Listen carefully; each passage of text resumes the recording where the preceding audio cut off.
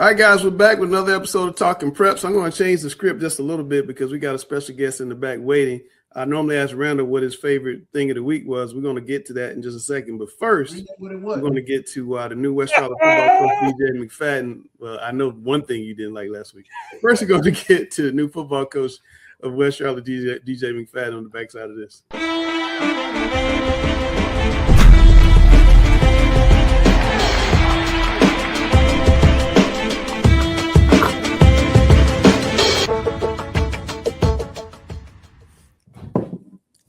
All right, so we're going to bring in new West Charlotte football coach, DJ McFadden. I see you already got the gear on, Coach McFadden. What are your first impressions of the school you used to always try to beat?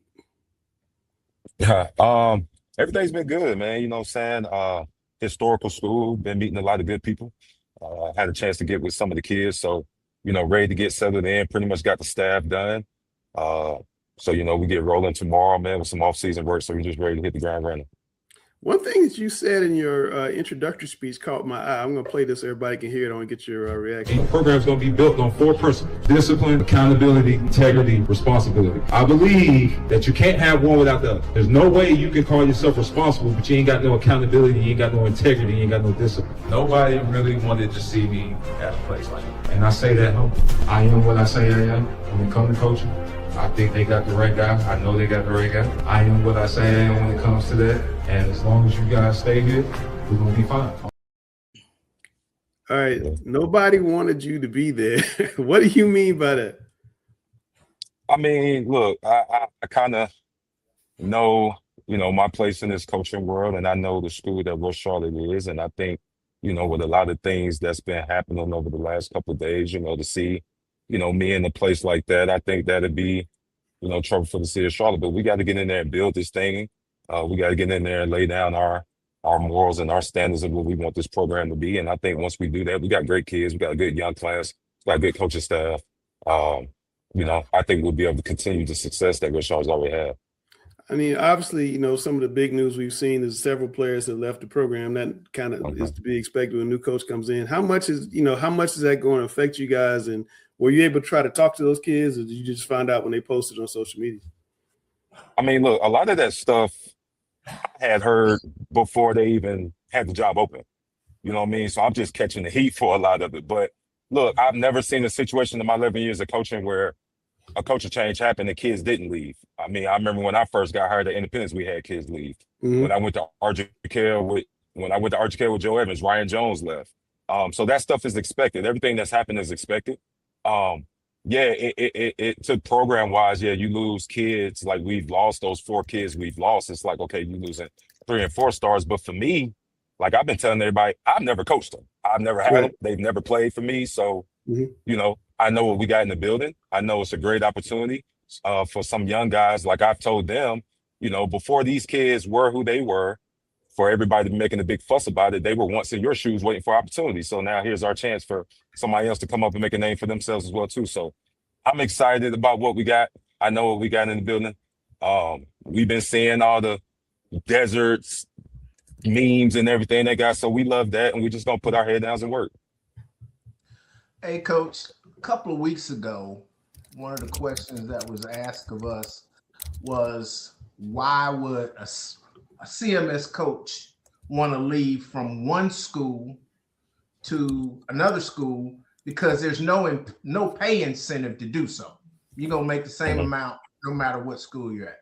And so, I've gone through it earlier in my career, and one of the things I thought about was alignment with the principal, the AD, to the football coach.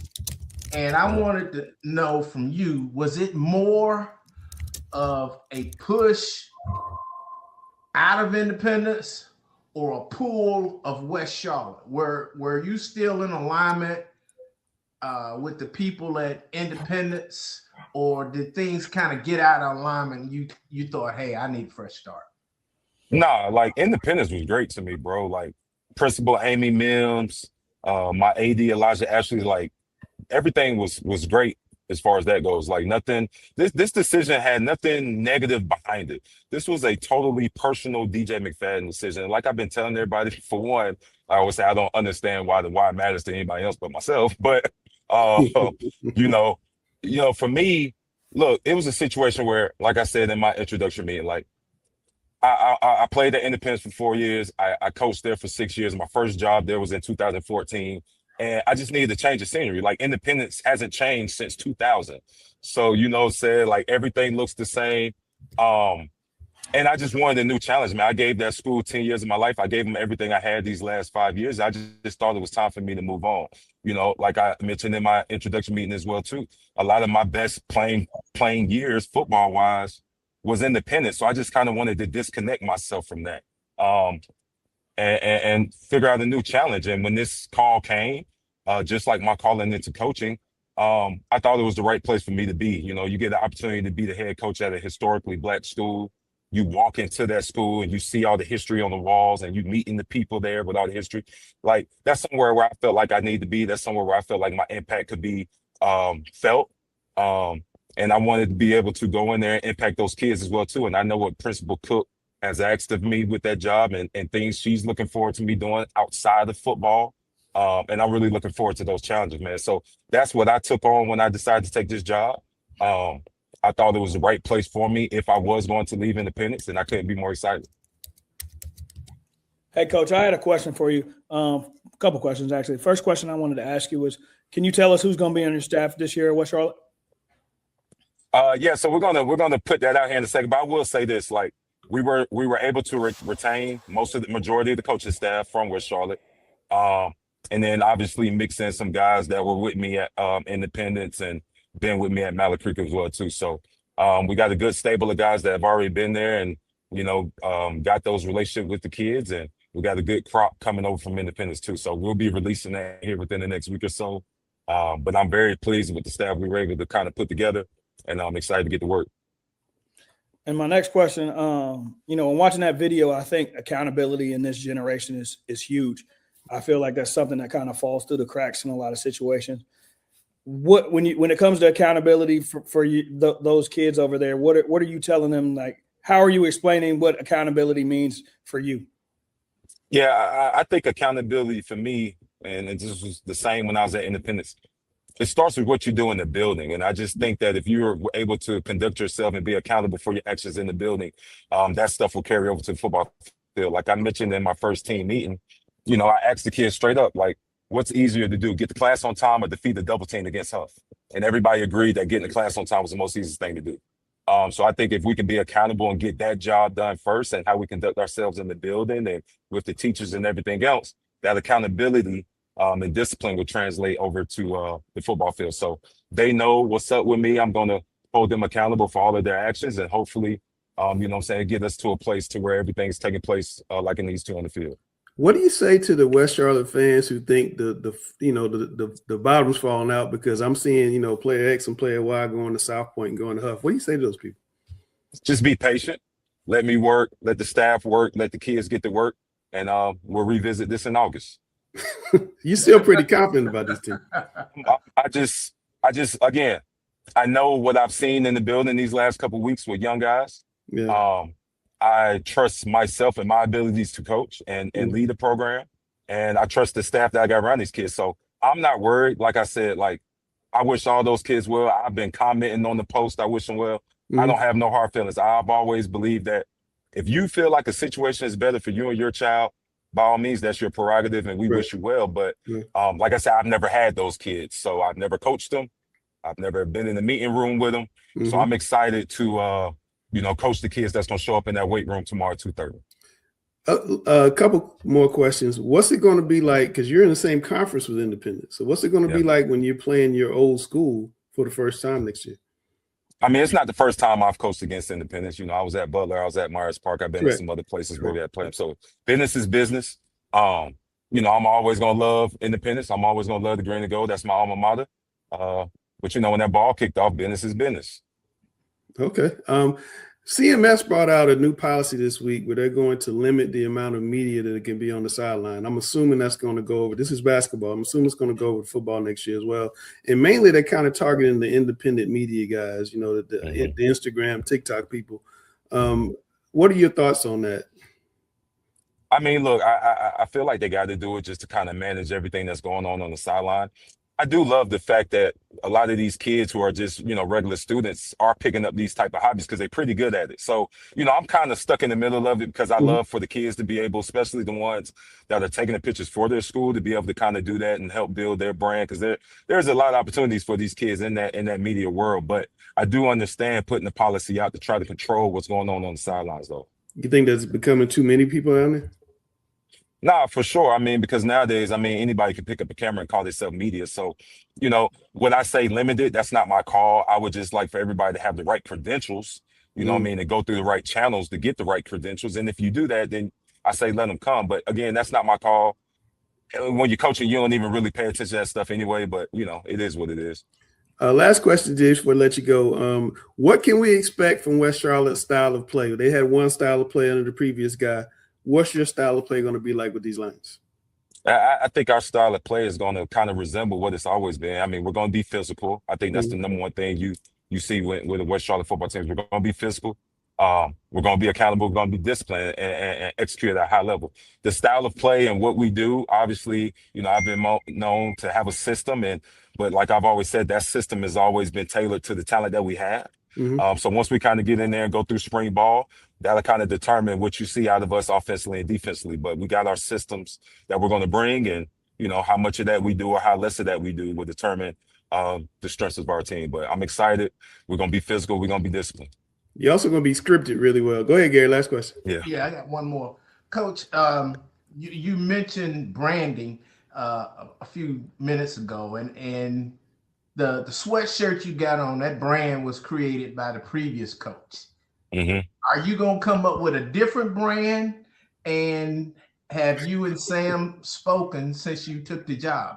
Everybody thinks y'all are enemies, but I know differently. But have you and Sam spoken since you took the job?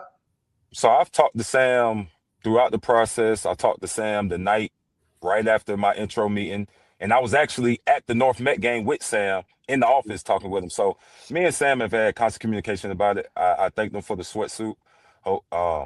But yeah, I told the kids the other day I wanted them to come up with the slogan for the year, and I wanted it to mean something. I didn't want just a hashtag that sound cool. I wanted it to be something that we can live by throughout the season. I did tell them that, you know, our goal isn't to be kings of the Queen City. You know, we're trying to go 1-0 each day and hopefully at one point become kings of the state. But I'm gonna let them come up with that, and we'll kind of put that out here in the next couple of weeks. But it's gonna be something that they come up with. This is their team, their program, and but it's gonna be something that we can actually live by day to day. All right, Coach. Look, man, thanks for coming on. I know we had a little bit of a hiccup getting you on the last couple of weeks, but I appreciate you getting on. Have a safe trip back to Charlotte. Hey, I appreciate y'all, man. All right, man. Take care of yourself. All right. Thanks. DJ McFadden, friend of show. Any reaction, Gary, from hearing from Coach McFadden and in his plans for West Charlotte? Well, I think he's going to the future, and he's not going to worry about the past. That's what you got to do. That's what you got to do. You control what you can control. The control. Yeah. And I think he's going in with the right attitude. You can't miss what you never had, and he's never had those players that left. So West Charlotte at full strength would probably have the best returning roster in North Carolina. Based upon what you know right now, I ask you both of you guys this: do you think they're a state championship contender? Can they get to play a Huff in the regional championship game? Well, in my opinion, they will be better on offense because I just think DJ is one of the best at offense, and I think Sam was the best or one of the best at defense. So, you know, he says he has his staff together. We don't know who it is yet. Right. I'm more interested to see how they will change defensively, but I do think they will be better offensively. So yes or no, regional championship game or better? Yeah, I think he can get back because that JV was undefeated. So he's got a lot of young kids to step up where others are leaving. So yeah, I think they could go that far? Randall, can they get to the regionals or better? No, I think they can. I think it is going to be a little bit different for the reasons that Gary mentioned. Yeah. But I think West Charlotte is going to be. I think he's going to have them ready to play, and it sounds like just based on how he was talking that the buy-in is there, and I think the buy-in being there at the beginning is such a huge part when you're taking over a program, especially a program like West Charlotte. One thing I will say, it's tough to get two good coaches, but West Charlotte, they lost a good coach, but they also got a really good coach. We'll see what happens with them. And I don't think he's afraid of. Sometimes as a coach, when you transition to another program, you have to take a step back to get 2 steps ahead. Right. So you can't go in there with some shortcuts and say, hey, we're going to just try to pick up where the previous staff left off and just try to fill in the holes where they may have been weak. No, you got to go all the way back to point A and do it your way from A to Z and not try to pick up at, say, point Q or point R because you think that's where the previous staff left off. He's got to go back to point A, do it his way. If that means you lose a couple of games early in the season to get where you want to get late in the season, then so be it. We'll definitely be following West Charlotte this year for certain. We're going to kick off the basketball portion of the show and get back on the backside of this commercial break. Hi, I'm Scott Fowler, sports columnist at the Charlotte Observer. I have been here 31 years, but you know what I never have had before here? A newsletter. I've got one now. It's free. I'd love you to sign up for it and get my take. Every single time I have a column, you'll see it first. Panthers, Hornets, college sports, high school sports, whatever controversies going on. Sign up for my free newsletter and you will be able to get my column every single time earlier than anyone else. All right, so we're going to kick off the show where I normally do. Randall, what caught your eye last week? The Buck City. Charlotte Hornets going on a 9-game winning streak. They're playing some great basketball. I feel like everybody felt like the sky was falling in November, December, and now everybody's back on the train. Ain't that right, Gary? That's right. And then Gary Richmond watching NBA again. That's right. And Randall, they added a Tar Heel, so they can't do anything but get better.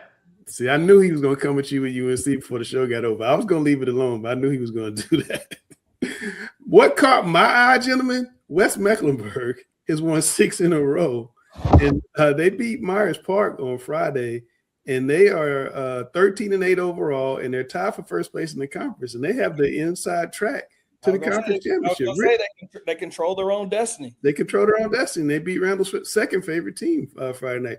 Rick, what do you think about the turnaround at West Meck to go from 0-25 to 13-8?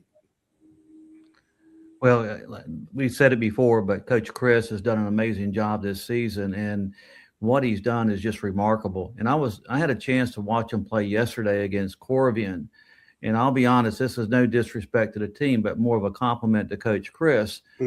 I was watching them; they're undersized. They have some youngsters, but they take their liabilities, which is they're undersized, but they're super quick and athletic, and they turn their liabilities into a positive. And when you look at the games against Myers Park, the one thing that they've been able to do against Myers Park is turn them over and create a lot of turnovers. So, their quickness and athleticism, but more importantly, it's just the way he conducts his, self on the sideline. And the players all believe that they can win. You're going back to a team that basically went winless last year. Yes. Now they believe that they can win each and every game. And, yesterday it was the same scenario. They were playing Corvian, and it was a back and forth game. And with 2 or 3 minutes still in the game, they said, okay, let's take over and let's close it out. And they end up winning a very close game. But just watching those young men play on the court and the positive attitude they have is remarkable. Yeah, Richard, you've seen West Meck up close and personal, and I think you saw the first upset they beat Myers Park. So the first, and I will say this, I think I said this on the show that week. What really struck me was when I was interviewing him, I said, what kind of goals did you have? And he said, well, if you don't talk about winning a conference championship, you can't. And think of how bold that is for an 0-25 team to come in on the first day saying, well, this is what we got to do to win a conference championship. No, And obviously a lot of coaches will say that is coach speak 101, but and Rick alluded to it. There's an understated notion about him that's we're here about business. And if we're not here about getting better or improvement, why are we wasting our time? And he almost follows that old cliche that a lot of coaches say, like, if it didn't matter, they wouldn't keep score. And I think Chris Ewell, it's very simplistic, but it's kind of a no-duh approach to whatever was ahead of him. And again, nobody outside of possibly West Meck ardent supporters and the 15 people in that locker room thought that they were going to win the conference.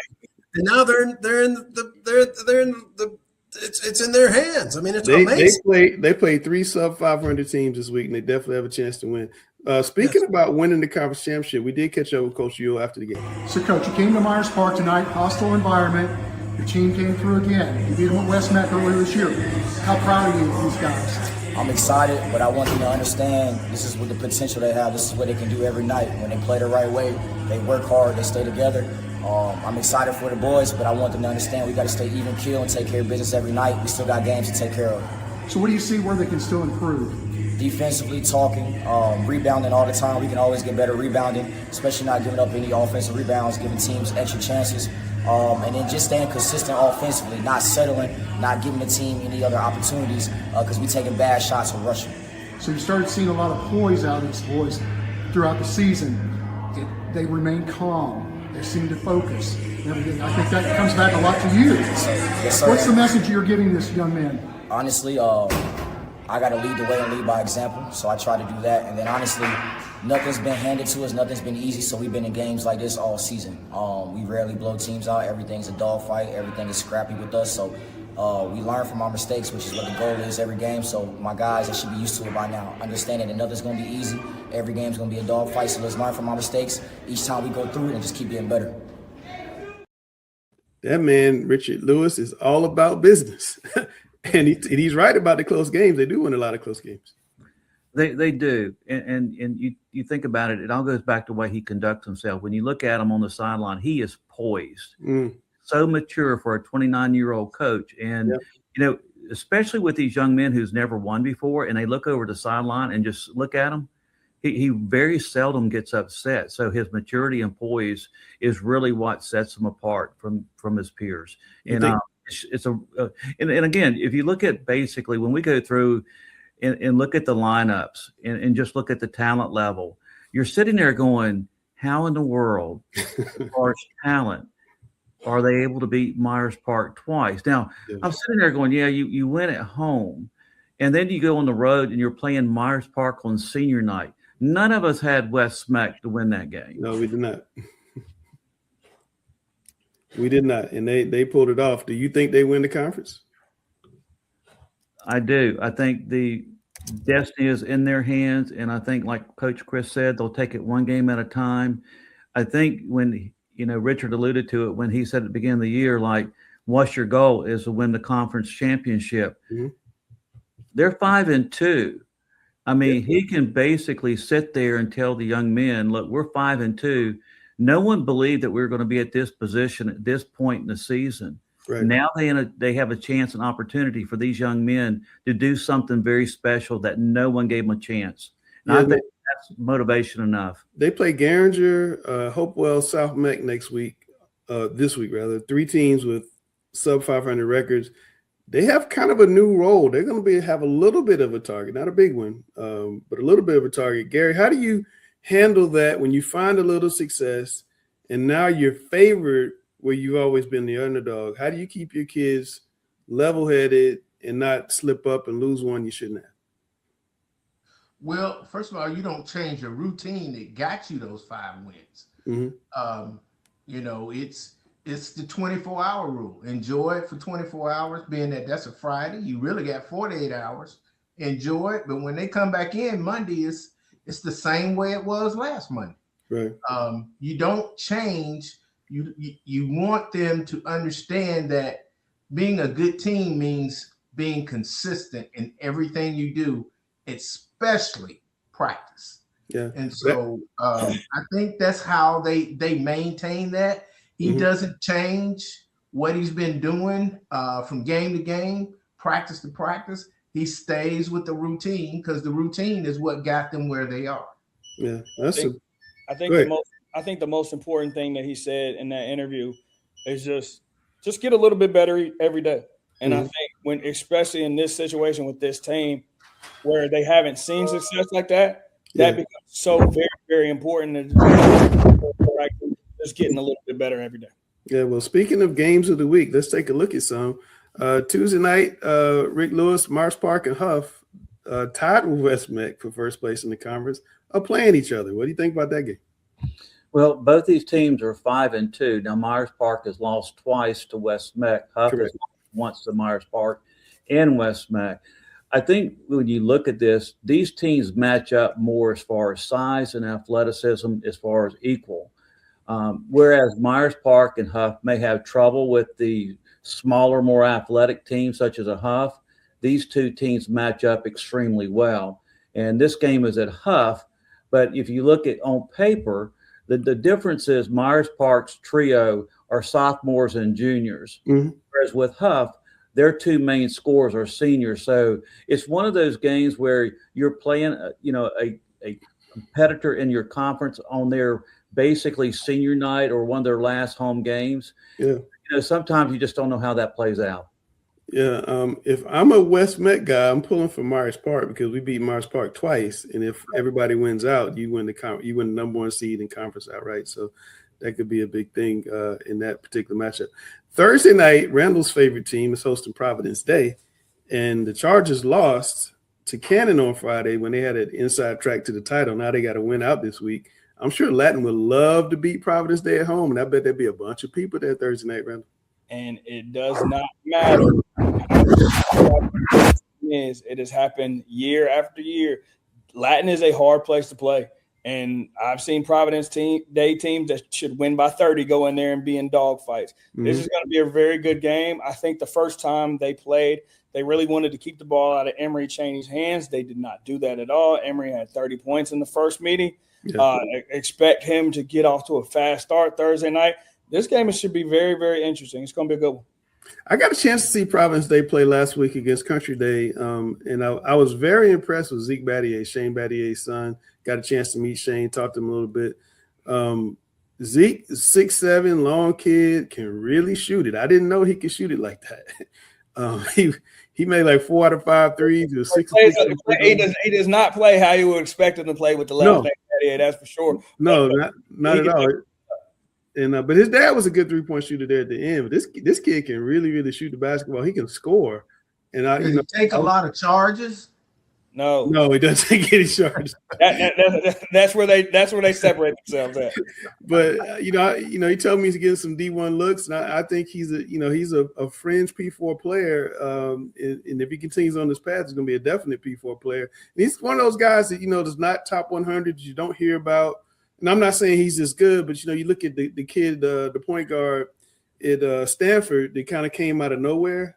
I can see Zeke kind of going somewhere and be like, how do we not rank this kid? I mean, he's really good. He's got a really good disposition. I was very impressed with him. And also the coaching job that Jonathan McIntyre is doing, the interim coach of Providence Day, to take over that team this year with the schedule that they had put together. And they started out 0-4, Richard Lewis. Remember that? Absolutely. It's time for them to take that interim tag off Coach Mack. I'll be the I know nobody else is going to say it, but I'll say it. No, I agree. I mean, I thought he's done a phenomenal job this year. I think he's got a really, really good staff, and I think if they take that interim tag off, they could build something special over there at PD. Well, he's got a great staff because he convinced Brian Field to come back, and Brian Field's the best coach they've ever had. And they got Battier on the bench, and they also have Ryan Conrad, who's one of the best players they've ever had, who was on all these people except Battier were on the staff when Providence Day was the team in North Carolina. And they're all back, and they have a nice young team. Columbus Parker, those of you out there might remember Chris Parker that played at Johnson C. Smith in the 90s. They called him Greenlight. And Chris's son needs to be called Greenlight 2.0 because he can score the ball as well. They're young, they're big, they have a really bright future. And the fact that Christ School is playing in the Nike tournament and not going for a third or fourth straight state championship in the private schools gives Providence Day a real opportunity to win their first state title in 10 years. I know they slipped up against Cannon last week. They're vulnerable. They're not a dominant team. But, I think maybe Rick Lewis Forsyth Country Day and Providence Day in the final is very possible. They're two of the favorites. And the other thing I want to mention about Coach McIntyre, they started the season off 0-4, and all those teams that he lost to are probably all in the top 5 at the private school level. Yeah. And more importantly, too, is we had an opportunity. We had another team that was playing Oak Hill December 20th, and that team sort of fell through. So, I reached out to him. I said, how would you like to play Oak Hill? He said, I love the opportunity. So here's someone as a first-year coach at Providence Day. Basically, he was assistant coach for 19 years. Yeah. You're someone that was not afraid to go into battle and play the toughest teams out there.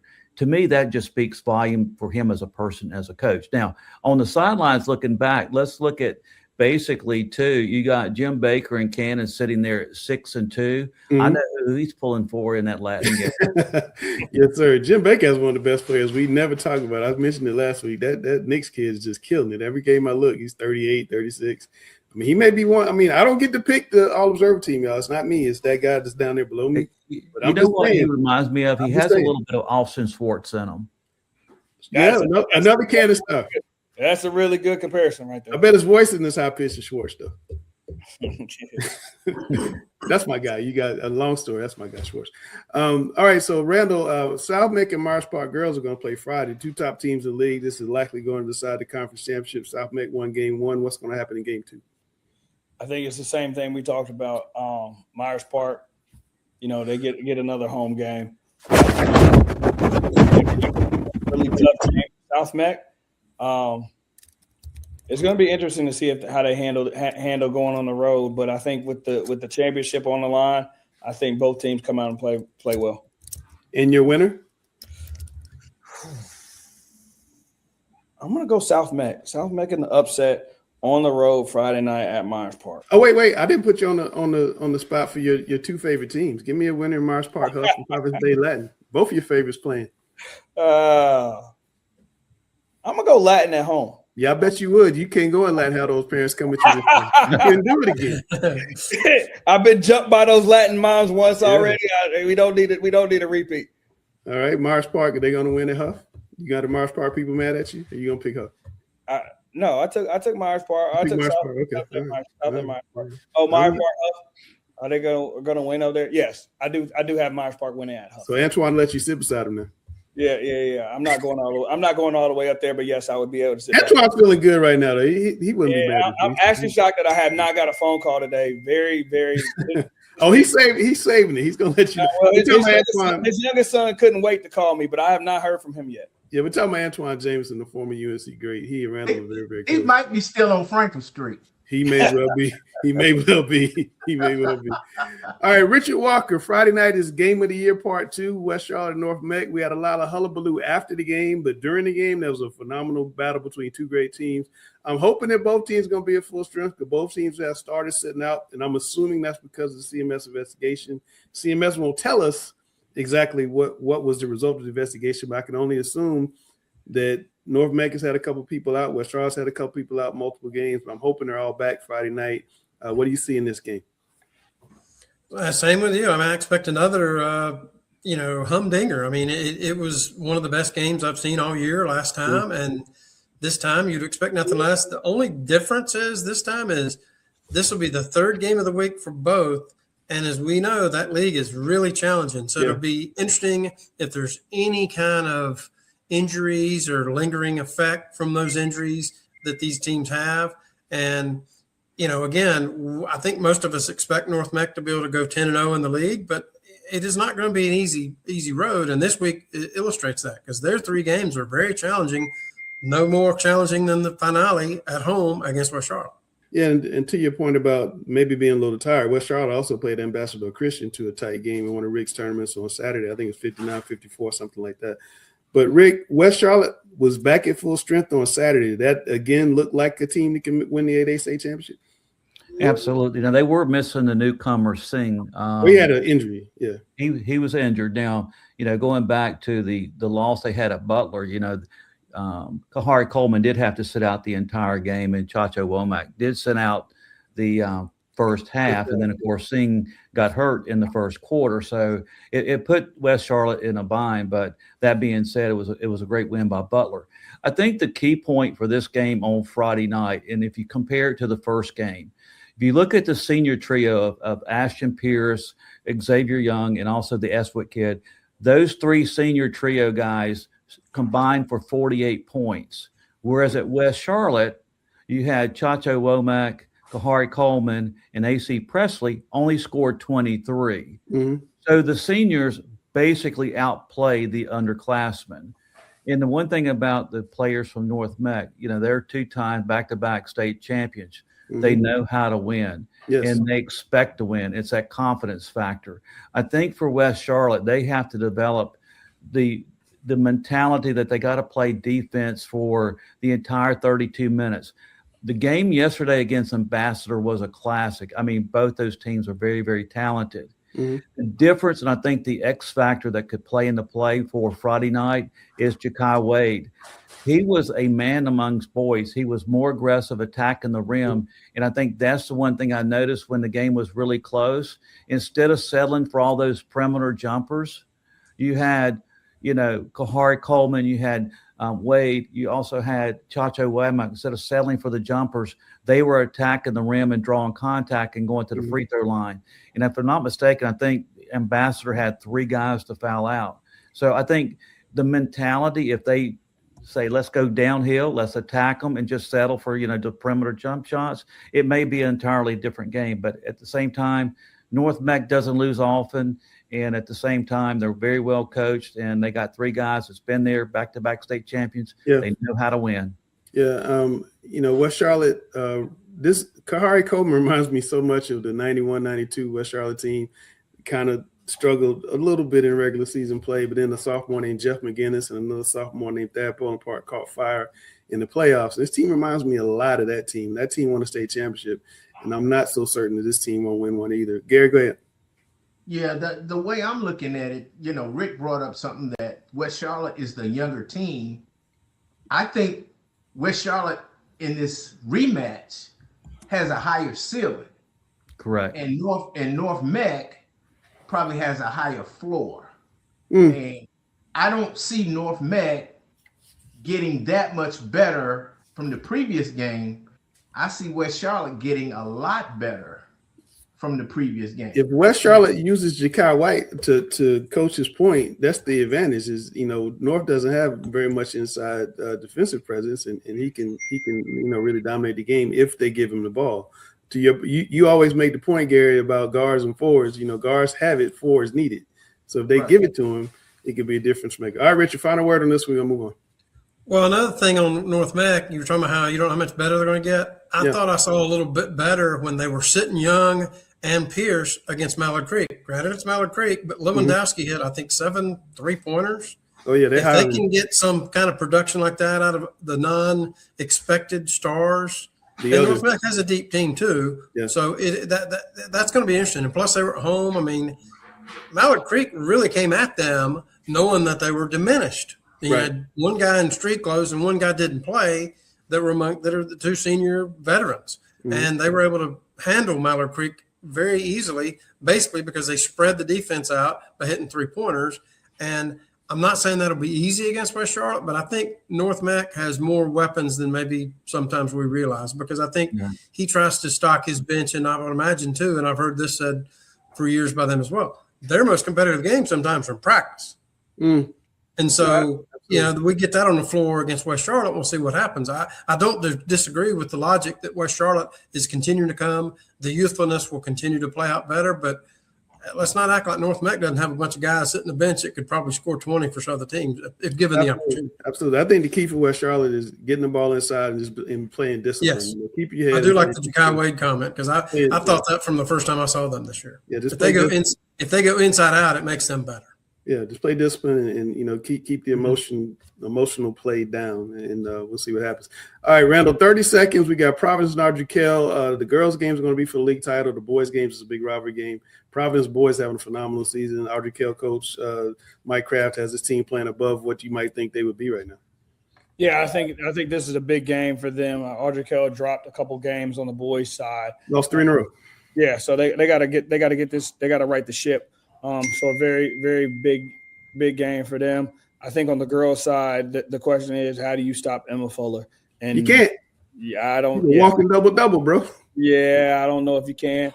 Obviously, Ardrey-Kell has played really well this year. I expect the girls to pick up full court press, try to keep the ball out of her hands as best as possible. Good luck with that, because if she gets it, it's buckets, and if she misses it, it's rebounding buckets. It's one or the other. I'm a little out of order, but player of the weeks from last week. Speaking of Providence, right up to it. Yep, Emma Fuller. A big win for them, 72-41 versus Palisades on Friday. Emma had 20 points, 14 rebounds, and 6 blocks. Oh, and who's that next young lady, Randall? That would be Gary too. Our reigning. That would be our reigning Miss. No, it's not our reigning, because y'all named somebody else in Miss. I'm just saying. Oshana Holland, another great game, another 40 ball for her, 44 points, 8 assists, and 6 steals in a win versus Cherryville. Amari Melton from Forest Hills had 25 points in Thursday, 72. Hold on, let's go back to Miss Holland. Yeah, how many points she have in her career, Richard? Over 3,000. Over 3,000 points. Whoa. I'm just saying. How many girls have done that in North Carolina history? Like 3. I'm just saying, Randall. And Gary. She's making a run for it. Gary got a little hole going on this one, I believe. But I'm just saying. All right, Amari Melton. I'm sorry, Randall. Amari had 25 points in their win on Thursday night and became the number 3 scorer in the school's history. Z Phillips from Hunter Huss had 28 points and 9 rebounds, along with 8 assists in the win over Crest Friday night. And Kingston, Womack, and Stuart Kramer also had 20 points and 13 assists in their win Friday versus Cherryville. Yeah, we got our resident Gaston County expert, Richard Walker, here. Z Phillips is not the name we hear from Hunter Huss. We hear about another name over there. And Jaleel Smith fouled out in that game, which tells you a lot. The score was compacted. I'm sure Crest tried to slow them down, and they found a way to win convincingly on the road. Yeah, they normally score about 98, and right. And that young man gets about 40 a night. He was our mid-season exactly. As well. I think he finished with 11 and fouled out. Yeah, tell me about Kingston. One thing too on Zion Phillips that people understand. He's also averaging 16 points a game, 5 assists, 5 rebounds, and 5 steals. So he's putting up some pretty good numbers himself. Yeah, and Richard, what do you know about Kingston, Womack, Stuart Kramer? I know they get overshadowed by the girls a little bit, but 13 assists in a high school game is a lot. Well, it's a school record for points in a game. They scored, I think, 101 about 4 years ago against North Gaston. And Brad Sloan, their head coach, came over from Southwest Middle School, which I believe his last game or one of his last games at Southwest Middle School was he was coaching Keyshawn Woods, who ended up playing at Gaston Day and Northside Christian. So Brad would be more favorable to playing an up-tempo style of ball, and obviously everything worked for them in the game against Jericho. Yeah. All right. We're going to take a break, and we're going to come back. My favorite part of the show, Coach versus Coach. We got a special guest. We're going to talk about this new CMS policy that's limiting independent media. And we got a guy who's an independent media person to come on the show and give his side of the story. So we'll be right back after this commercial break. Hi, this is Randall Clark, the host of Talking Preps. We are back with another basketball season. Join us each Monday to get the latest news on Charlotte area boys and girls hoops. We've got rankings, predictions, player interviews, and more. Watch the show every Monday at noon on charlotteobserver.com, streaming on all platforms Monday at 9 p.m. Don't miss the #1 high school basketball show in North Carolina. Join us each week.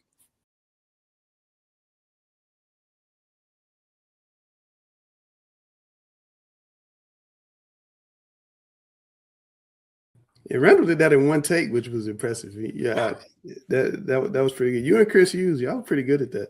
All right, so we're going to bring in my man Adrian Addie from Shotmakers. I felt like I just covered you like yesterday when you were playing at Hopewell. You were point guard.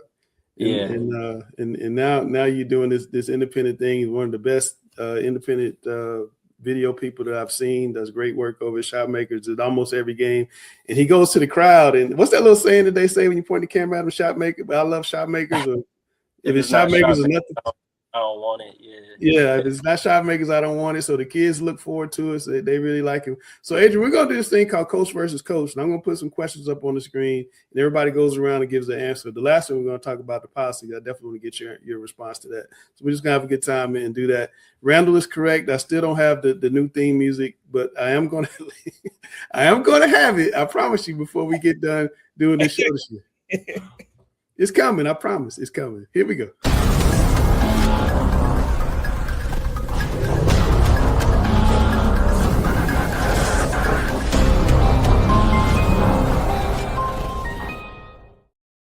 All right, Gary, alternating possessions, who gets the ball first? I got it. You got it for Gary? Well, I'm gonna say let Adrian make it.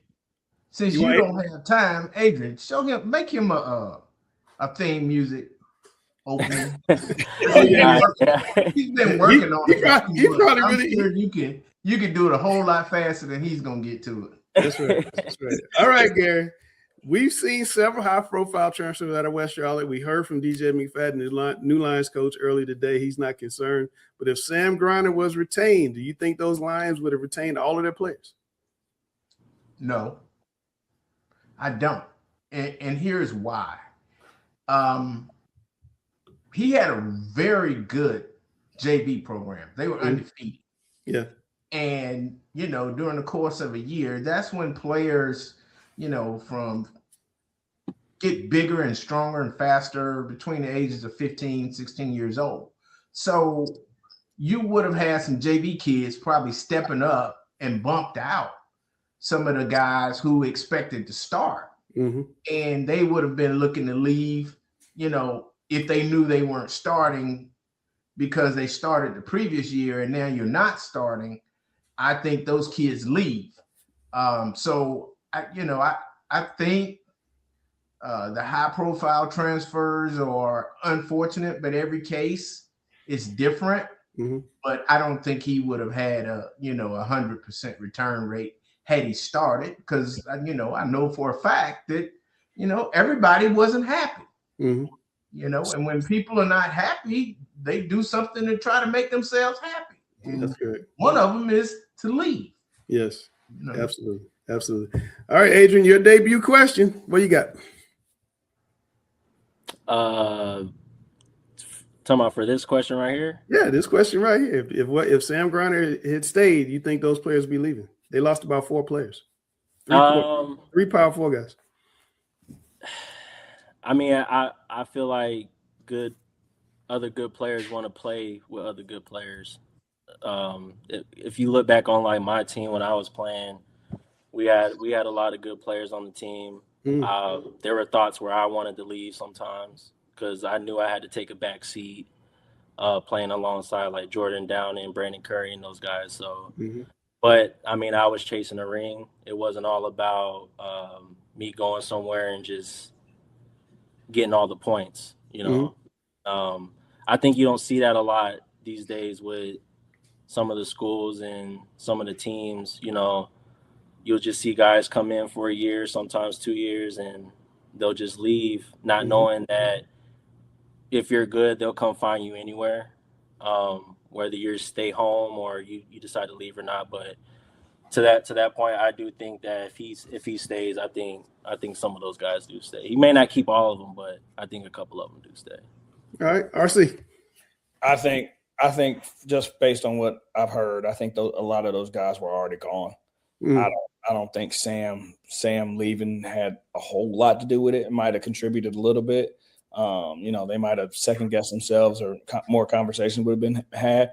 But I think at the end of the day, I think a lot of those guys were gone anyway. Okay.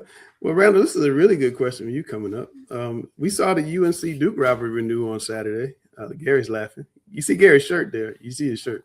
He's leaning back so you can see his shirt. This is why he punted. He did a good job reading the script, so he made sure that I had to get this question first.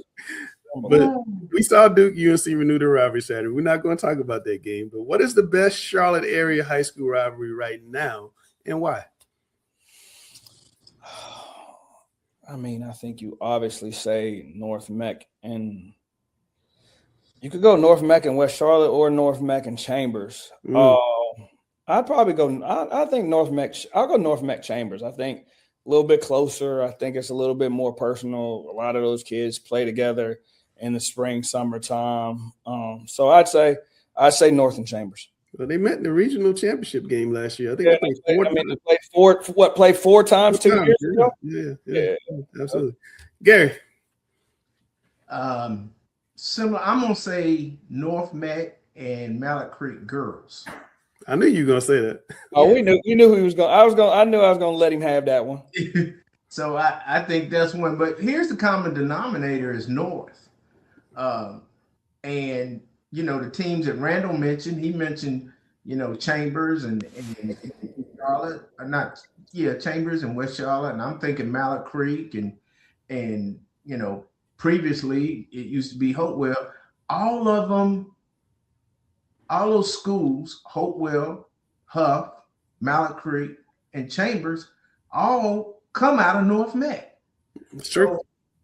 So they, their attendance zones touch, and that kind of creates rivalry right there because the kids know each other. I mean, they really know each other. A lot of them went to middle school together. Yeah. And they play for the same AAU program. So, any team that is trying to knock off North Meck is a big rivalry. North Meck is the king of basketball in Mecklenburg County. No, can't argue that. All right, Adrian, what's your answer to this? What's the best Charlotte area rivalry? Yeah, I was gonna say something along the lines as what he just said. The past few years has definitely been North and Chambers, but I think moving forward, it's any good talent that can compete with North, if that makes sense. They're just the top guys. They got, I've said this time after time, they have the best defensive program probably in the state, and it's probably not close. So they play hard. Lewis gets those guys to run through a brick wall for him. I don't know how he does it, but he does it, and they know how to win. So, yeah, but I think this year it's been North and West Charlotte. Like he said, a lot of the kids, they all know each other. Some of them are even friends outside of, the basketball line. So, but it's just North is just they just been on top the last few years, and they get everybody's best on any given night. So, but this year North and West Charlotte, but over the last several years, it's definitely been North and Chambers. Yeah, North and Chambers has been a zoo. I remember Isaiah Evans playing at Chambers, hitting the game winner from the corner, and then they play in the playoffs, and he goes up for 62 or 3, and the game goes into overtime. I mean, just crazy stuff. And then they meet in the regional championship game last year. I think right now that is the rivalry in basketball in Charlotte. All right, Adrian, this is why we brought you on the show. A new CMS policy is going to limit access to social media independent journalists to basketball games and require a more stringent approval process. Do you think that's warranted? So I think I'm all for making changes in the policies. I think that sometimes we get overlooked as an independent media outlet. Of course, there are several quote unquote kids or younger people who walk around with a camera.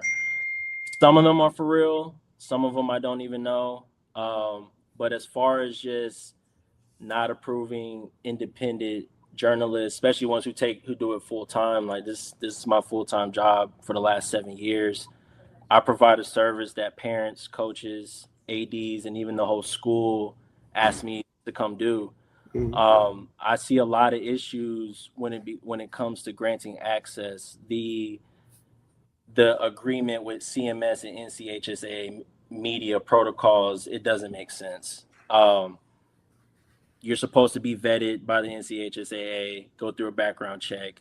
Schools are quote unquote supposed to abide by that, but every school has their own policy.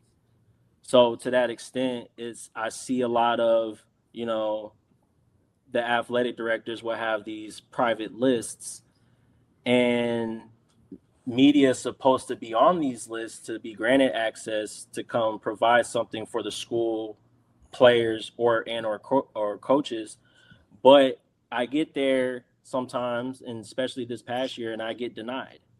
But then I come inside, I see your auntie, cousin, next door neighbor, and all 3 of their kids on the baseline who aren't ticket holders. So that's a problem for me. It's just like, okay, so if you're gonna put out a policy for something that's for the baseline and media and independent media, it needs to be for everybody. Like if we can't be on the baseline, and everybody else shouldn't be on the baseline. I mean, unless you like security or the cops. But I just think that they don't understand what we provide and what we do, and to that point, they kind of just push us to the side sometimes. Oh, he's just some random guy with a camera.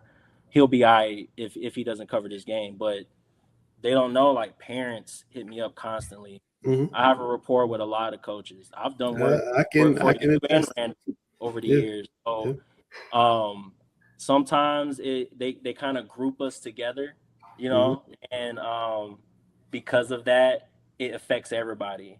And I've reached out to some of the directors of CMS and emailed them. I have yet to really get a response about it, but it does hurt someone like me. And there's a couple other guys who are serious about it. Even the younger kids, there's a couple of them who are serious. But I just think there needs to be a reevaluation when it comes to how they handle the process, who's vetted, and then whatever the agreement is between CMS and NCHSAA, they need to figure that part out, because the pass holds no weight. We get there, we flash our passes, they don't care. They don't care about it. So it's just like, what's the point of the pass? What's the point of me even being here? I have a coach here who wants me to be here, but you telling me I can't enter. I have parents who want me to be here because they know that their kids need for college recruitment. It's a lot of parents out here who can't afford for the kids to go to college. And I was one of those kids. So it's just like, if you have the opportunity of someone who's taking the time to come film their kids and give them a platform that CMS nor NCHSAA is really giving them, why not let us be a part of that journey and treat us like a traditional media outlet? And you and I have had these conversations before. Things are just changing. No one's really coming to, no knock at any traditional media outlets, but no one's asking for them to come film a full game. And they're not going to do it anyway. They're not going to do it anyway. They're already being paid. So they're just there for the, who won, who lost, if there was something historically that happened and whatnot. But that's just what it is. And it's always been like that. I just think that there needs to be a reevaluation when it comes to independent media outlets. And I just feel like we just need to be treated with a little bit more respect, because we offer a lot. And people look forward to, I use your clips all the time to hype up games prior to the game. Yeah. We are a good reason why some of these games do get sold out. We're gonna come back to this and have a group session, but I do want to get Randall's and Gary's thought before we do that. Randall, your thought about the new policy? They're also not going to let people be on the baseline, so everybody's got to be in the stands. I think one of the big things is I feel like there are a lot of students that are, accessing media, trying to go down this road. And I think if I'm CMS, I'm going to do a better job of embracing these students. And, either the schools independently or CMS as a whole needs to come up with a program to help these kids, because, these are situations where this can help them get to school. This can give them internship hours. If I have a kid at Myers Park and he wants to do this stuff, well, why not give him an internship where he's covering the basketball team? I think there are better ways of going about it than the ways that we did, because like Adrian says, now you basically lump them all together. And so now I got a kid that's picked up a camera for 3 months and says he's a photographer, going with somebody, and I'm putting him in the same classification as a guy that's been doing it for 7 years. Like, it's not fair. And I think there's a way to go about it that you can make it accessible for everybody, but also make it beneficial for the students that are in your buildings every day. All right, Gary.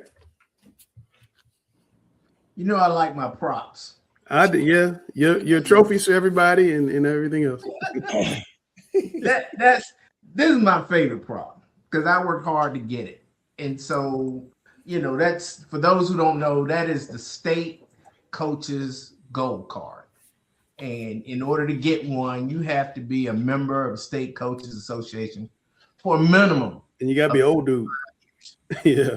And this is the first year that I've had this card where I've been denied access. Yep. And it's supposed to be automatic. You show that gold card, it gets you in any high school game in the state of North Carolina until this year. Gary, what school did it not work at? Which school didn't let you in, Gary? Mount Creek. Oh, now isn't that interesting? I'm so shocked that all the schools in Mount How Creek. it don't work for you at Mount Creek? Work at Mount Creek. And, I'm so shocked. And I was warned before going to the West Charlotte Independence game. I was on my way, and I was told, "Don't even go." And I was like, "I got the gold pass." You mean the football game? It ain't gonna work. And then I was like, "Well, I got the state, North Carolina High School Athletic Association card. I've been vetted. I've been given a background check. All of that stuff. Yeah, that's not gonna get you in."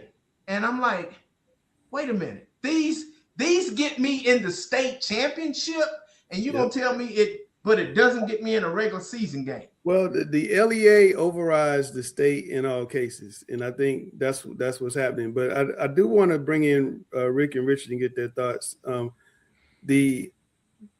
hear everything that Adrian's saying, but I also see a lot of young kids, college kids, just decide, I want to go to X game. I know I can't get in. It's going to be sold out or whatever. So I'm going to get my camera and go as media.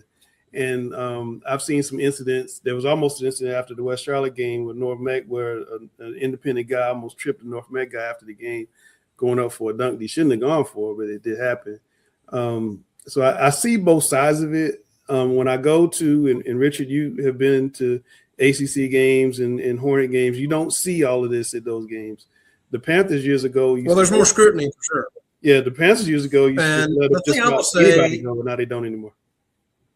And I grew up in an element where, I got into this crazy business by my father working at Gardner Webb and was the backup radio guy. And so I was kind of a gopher to help media do stats, do stuff like that. Mm-hmm. I don't think we want to eliminate those kind of people from the games, but there needs to be some kind of decorum, I guess would be lack of a better word, on the baselines. And that's where, probably what needs to happen is CMS needs to probably get together with their ADs and say what works for you guys and what can work for the media.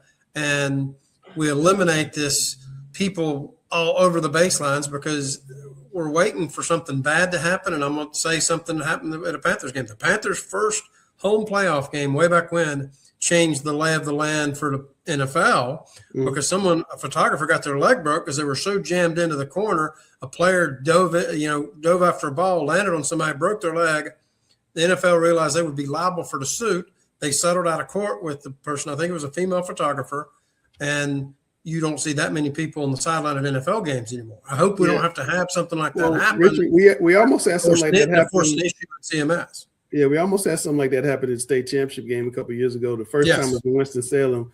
They had 200 plus photographers up there, and there's not 200 plus newspapers, so there's a bunch of new media people like Adrian there, and many of them I had never seen before. I even talked to a couple of them. They just wanted to come to the game because they were like some big time recruits that were going to play, and they just wanted to be close to the court. And I think that's what you have to kind of vet and avoid. But Rich, I want to get your thoughts.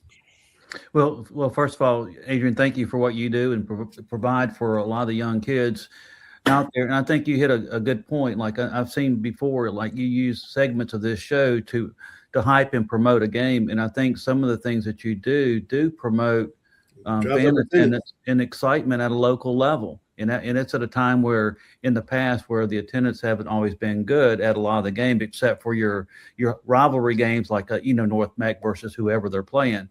But that being said, there has to be a vetting process, and we do the same thing when we run our events. As far as we just don't hand out a media pass to every person that says they have a camera. And the other thing too is a lot of these people, even our people who are employed by us, we do most of the video from the stands. We don't do it on the baseline. So I do think the baseline should be limited to people like Adrian and, people that's been vetted, who've been in it, that's professional. And I think those people do serve a nice purpose for high school basketball. Yeah, I think, Adrian, I was curious to get your thoughts. If we had some type of vetting process like Rick talked about, I've been doing this X number of years. I'm over 21 years of age. Here's some examples of my work. One of your friends, Eric Whaley, told me he thinks you need to have so many followers. I don't know if that's fair or not, but I think there needs to be some type of vetting process to kind of split apart the serious people versus the guys who just want to go to the game. Now, if a school wants to hire a kid and give him access, that's fine. But there is a point in high school gyms where you just can't have 30 people being media games. So I'm just curious, what do you think about some type of vetting process? And if there was one, what would you like to see? Yeah, I think Randall mentioned it earlier. There needs to be some type of program where, because this is the thing, Langston, when I started, I was playing games on my cell phone. On your iPhone, yeah, I remember. Games $20, $30, like it wasn't making anything. So I'm on both sides where there probably needs to be X amount of followers, maybe have an LLC, whatever, where it's more legit. But there also needs to be a more strenuous, like, who's approving this and who's going to allow this approval at each gym. Because still, at the end of the day, every school has the right to void it. Mm-hmm. But another issue is the kids and parents, sometimes the coaches aren't really speaking with the ADs like, hey, I have someone coming here tonight. He's not a traditional media outlet. Whether it's me or someone else, we need to get into the game. The new policy states you got to reach out to AD 48 hours prior. Only 6 people are allowed. Is it the first 6? Are they leading the more important 6? What of the 6 is the observer? I can't. Yeah. You know what I'm saying? So it's just like I don't know who they're going to choose. But there definitely needs to be some type of more strenuous guideline. Well, let me take you this, Adrian. On Friday night, North Meck is going to host West Charlotte. Every TV station, there's 6 or 7 TV stations in town, is going to be there. Plus Richard, plus Jeff Steiner, the best photographer in North Carolina, by the way. So that's 9 people already. So if I'm North Meck, I got a small gym. How many independent people can I let in? Well, I don't even think that's the problem. It's the baseline. That's what I'm saying. All those guys are going to want to be on the baseline. It's not even just us. I said this earlier. When I go there, it's the principal and they 2 kids. Mm-hmm. It's the security, they neighbor and their uncle. Then it's the other neighbor and they 3 kids. Then it's the AD's kid and they little kid's best friend because they love Slim. So just essential personnel only. If you're going to apply it to media, it needs to apply to everybody. Principal, sorry, you got to go sit in the stands. Like, good luck with that one. What's the point of having security in the cops? What's the point of having the security and the cops right there? I hear you, but it's my school. If you're gonna have security and cop right there, you don't need to be there. So you need to go sit up in the stands. That's the only thing that's fair. But I get it, like. But when it's a big game like coming up this Friday, they don't want to do it because I don't want to say someone's being lazy, but they have to individually go to these individual outlets and see like who's for real and who's not. You know what I'm saying? So I don't think they can do that in the middle of the season. I think in the fall when football comes around, I think that's a great idea to try to really truly vet and have people apply. Because when you want to go to see North Carolina Duke, you got to call you got to write to the SID at that place. They're going to verify you, make sure who you are, and they're going to give you same as the Hornets, same as the Panthers, same as the Charlotte Knights. I mean, on down the line. I mean, any college, any high school, or any professional team, you have to go through that process. I think there's an element of, particularly with basketball, that we probably ought to look at the decorum around the scores table, because I've seen that be an issue this year, because you got scores for the two teams separated the farthest ends of the bench, get them side by side, and then figure out a way to either help media get tables beside of the scores table and you eliminate it. And I know when Rick Lewis has done Phenom Hopes tournaments, particularly at Myers Park, that is the way that it looks, and you don't have those problems. And I think it's not to try to keep people away, but it creates a bit of a bubble away that keeps the fans away from the scores table, which I think is a good thing, because you don't want to have the scream and holler fan two steps away from the guy running the time, the clock operator, or the PA man, or the scorekeeper. I mean, it's just not a good look. And I think there's a way that they can do this and solve all of these issues. But, you know, to his point, Adrian's point, I mean, the people that want to be there can justify why they're being there. I mean, you're telling me they're telling, like, since it's North Meck's home game, are they going to tell the West Charlotte annual they can't come? I mean, come on. I mean, every school has an annual, and most schools have either maybe not a newspaper anymore, but they have some sort of derivative of that. I mean, are you telling me that those people are not allowed to come because we've got all this other non-traditional media? And I get it. As a longtime newspaper man, non-traditional media is the wave of the future. We've got to get a hold of this and a handle on it and figure out how to vet the people, because the people that really are there for legitimate reasons are more offended and bothered by the people that aren't there for legitimate reasons. Yeah, and it's making us all look bad, and we're getting painted with a broad brush when we're trying to do our jobs. Yeah, one point I'll make, and I'll throw it back to Adrian, we're going to close out, but I see two points. Ryan Lutz, when he was at Chambers, he's at West Meck now. I didn't mean to do that. I'm sorry. He used to do a great job of having the baselines clear, and he would give us a media table on the baseline. And he'd have the TV people on one side and me on the other side. And I thought that was a really good way to do it. And I think that's something that could be done. To Adrian's point, you can clear the baselines off just for essential personnel. I don't think you can do it for principals.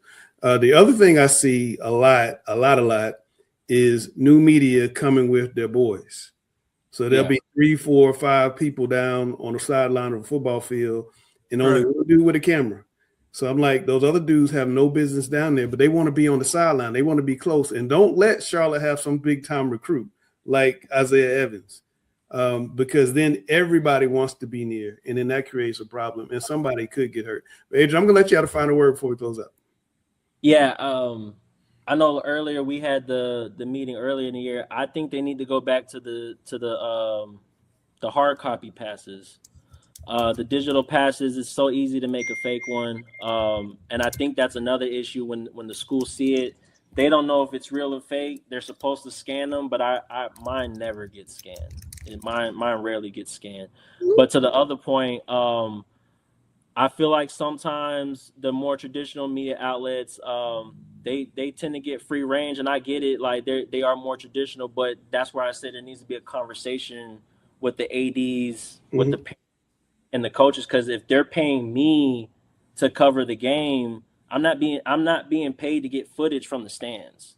Like there's a different feel when that footage comes from the baseline, or even at the angle of the baseline, the corners of the baseline. It just gives it a different feel, and you feel like you're a part of that. And it's not even just for the students. The kids get something to remember. But Adrian, what do you do if you're the AD and you got 10 of you that want access to the baseline in the corners? Well, that's why I said they got to do their due diligence and go vet to see, to see who's legitimate or not, or go talk to the coaches or the players. Like they really have to listen to the players. The players are asking us to be there. Sometimes the coaches are asking us to be there. Sometimes the ADs are asking us to be there. Everything's all good when the AD asks you to be there. But then you go to schools when no one knows you for real. And I've been around for a long time, and I still get denied at some schools. Right. But then I'm like, well, can you go speak to so-and-so? And sometimes they go get them, and sometimes they don't. But at the end of the day, they're like, well, I have a job to do. And I'm like, so do I. Like, absolutely. They sometimes group me with that younger generation because they don't think I'm younger in college or something, but they don't know I have full-time bills. So if a school, parent, players paying me to be there, I need to be in there to fulfill an obligation I was paid to do. I think CMS is on the right path. We'll see where they go from here. I think they're on the right path. I'm not saying I agree with this policy, but I think they're getting closer to what you guys are talking about. But anyway, this was a good show, a little heavy. I did want to get this conversation in, so I let it go. I want to thank Adrian for coming on. If you guys do need, this type of work, he's the guy. People ask me all the time who to call. Shotmakers. He's the guy. I hire him sometimes myself. I think he's great. He's quick and he's very efficient and he cares a lot about the work he does. So that's Adrian Addie. That is Randall Clark, the number one trainer I know. That's Rick Lewis, the number one high school voice for basketball. You hear it every week. That's Gary Richmond, my frat brother and longtime CMS coach. And I hope that they let you in North Meck, your alma mater, with your gold pass this week. Hope they don't turn you down in North Meck. And that's Richard Walker, the only guy in this area who's done this longer than me. I say it every week. It's kind of crazy because we've been Richard taught me how to do this job, which is that's how long he's been in the business. Yes. You're forgetting Randall's final thought. We're good. Oh, you know what? No. We can't. No, thank you. I don't have anything to say this week. We're good. Thank you, Gary. No, you do have something to say this week. You got something to say? No points in 9 minutes. Lord have mercy. Goodness gracious. Well, I said I wasn't going to talk about it. My bad. I'm sorry. Go ahead. Whatever you got. Yeah, kids, this is you what want, I will. Go ahead, Gary. I will gladly. You see? Okay. All right. No, I didn't mean I wouldn't talk about it. I would let Randall talk about it. Randall, we're heavy and you're on screen now. Final thought. Okay. Final thoughts. This is the last week of the season. I wouldn't be so concerned about conference championships as I would be about seeding coming up in the state playoffs. When we were talking about games of the week, I said one thing we keep overlooking is conference championships are not important to the state anymore. It's seeding. So that's the most important thing, especially when you get these teams that are playing for a conference championship. It's more about seeding in the state playoffs now. All right. Well, there it is. You heard it from everybody. I'm Langston, and we are finally done talking preps.